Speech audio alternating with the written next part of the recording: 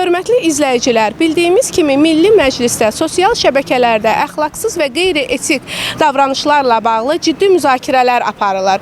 Son aylarda sosial platformalarda kobud şəkildə etik qaydaların pozulması xüsusilə də yeni yetmələrimizə mənfi təsir göstərir. Bu müzakirələrlə bağlı biz vətəndaşlara yaxınlaşıb onlarla sorğu aparıb fikirlərini öyrənəcəyik. Fikirlərim təbii ki də sosial şəbəkələrdə, yəni bildiyimiz kimi balacadan tutmuş böyüyə qədər indiki müasir dövrümüzdə hər kəs istifadə edir və belə şeylərin paylaşılması mənə görə heç bir düzgün deyildir. Cərimənin də qoyulması təbii ki də bunu təsdiqləyirəm. Yəni doğru bir fikir olaraq irəli sürülmüşdür. Çünki yəni istəyir böyüklər olsun, istəyir balacalar olsun, elə videonun görmələri və hətta ki elə bir məlumat almaları məncə heç bir yaxşı bir şey deyildir. Yəni yaxşı bir xəbər deyildir. Yəni elə olur ki, səhər günümüzü sosial şəbəkə ilə açırıq, elə bir məlumatı baxıb, yəni nə keyfimizi pozaq, nə də ki, yəni elə bir video ilə gözümüzü korlayaq, belə bir fikir demək istəyirəm.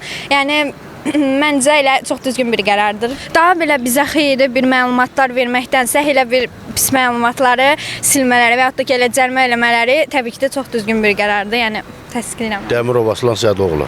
Çox gözəl ideyadır. Mən qəbul edirəm, bəyənirəm. Bu ideyanı ümumiyyətlə davam etdirmək lazımdır. Birincisi, Azərbaycan psixologiyasına uyğun deyil ki, Azərbaycanda belə özbaşınalıq olsun. O barədə qanuni qərar qəbul eləsələr gözəl olar. Birinci inzibati məsuliyyətdən başlayıb cinayət məsuliyyətinəcən davam etdirmək lazım bu işləri. Yəni bu təbliğatın aradan qaldırılmasının tərəfdarısınız. Bəli. Mən istəyərdim ki, Azərbaycanda anamız var, bacımız var, ailəmiz var, uşağımız var. Bu işlərin qarşısını belə profilaktik söhbətlər aparmaqla qarşısını almaq daha məqsədə müvafiq olar. Gələcəkdə belə hallara yol vermək ümumiyyətlə düzgün fikir deyil. Bu günləri görürük də eybəcərliklər var. Mən arzulayardım ki, bu eybəcərliklər aradan qaldırılsın, həmin adamlar barəsində qanuni qərar qəbul olunsun. Namiq İsmailov, indi qəbul olunan qərarlar biraz da gecikmişdi. Çünki bu nə qədər bundan qabaq qəbul olsaydı bir o qədər yaxşı idi. Sosial şəbəkələrdə demək olar ki, bizim heç nəyimizə yaraşmayan, nə mentalitetimizə, nə xalqımıza, əxlaqımıza yaraşmayan şeylər həddindən artıq çoxdur. Belə şeylər hər yerdə həmişə tənqid olunmalıdır. Təəssüflər edirəm, çox təəssüf edirəm ki, evladlarımızın da səhərdən axşama qədər əllərindən telefon düşmür. Ən çox da olan şeylər elə o telefon vasitəsilə onlara təbliğ olur. Bu, əlbəttə, xalqımızın gələcəyi üçün heç də yaxşı şey deyil. Milli Məclisin bu qəbul etdiyi qərarları mən alqışlayıram və hesab edirəm ki, biraz gecikmişdi. Gərək bunu hələ əvvəldən eləyəydilər.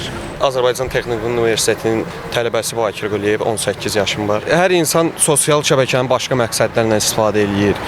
Eləsi var məlumatlandırıcı, eləsi var əxlaqsız videolarla falan. Onlar tamamilə yığışdırılsa, sosial şəbəkədən istifadə etmək daha yaxşı olur. Osmanova Ayan adım. Birinci kurs tələbəsiyəm, Adem Universitetində oxuyuram. Əslində bu cərimələrin görülməsi, yəni tədbirlərin görülməsi əslində yaxşıdır. Çünki cəmiyyətin formalaşmasında da ya da gələcək həyatı qurmaq istəyən uşaqlar üçün də daha yaxşıdır. Hələ bəzi cərimələrdə etik dərslərin keçirilməsi də yaxşı olardı. Mən istəyərdim ki, universitetlərdə, məktəblərdə və ya da başqa yəni elmi tədris mərkəzlərində də bunlar üçün bir tədbirlər görülməlidir. Ən çox şagirdlər arasında yayılır. Son vaxtlar sosial şəbəkədə TikTok, Instagram kimi tətbiqlərdə də biz görürük bunları. Ona görə mən istəyərdim ki, bu tədbirlər davam eləsin, yəni olsun. Əslində bu çoxdan olmalıdır. Çünki get-gedə də bu, misal üçün, ən çox da TikTokda xal yığmaq üçün və yaxud da əlavə pul qazanmaq üçün daha açıq səhnələr göstərirlər. Bu da insanların etik davranışına da ziddir. Çünki Azərbaycanın özünün mentalitet quruluşu var, özünün mədəniyyəti var. Bu mədəniyyətə çox ziddir və get-gedə də oradan asan pul qazandığına görə çox insanın üzrə zərb olunur və şenləşdi. Amma belə qanun çıxandan sonra bu şeyin qarşısı alınacaq. Müsbət kimi baxın. Kənə Əlizadə. Əlbəttə ki, razıyam. Uşaqlara çox mənfi ilə təsir göstərən elə şəbəkələrdir. Əsas da ki, TikTokdur. Bunlar elə ortadan yığışılması daha önəmlidir. Çünki uşaqlar elə orada görürlər. Bəzi şeylər elə bilirlər ki, asandır. Asan yolla pul qazanmağı deyirlər.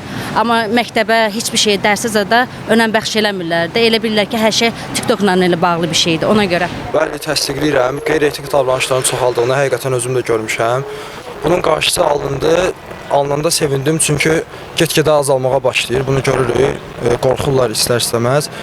Azyaşlılar baxır, icazə verməsələr də qarşısını almaq olmur. Sosial şəbəkələrə azyaşlılar baxır, onlara pis örnək olur. İstərdim ki, onlar üçün daha maarifləndirici videolar, paylaşımlar olunardı. Bu daha yaxşı olardı.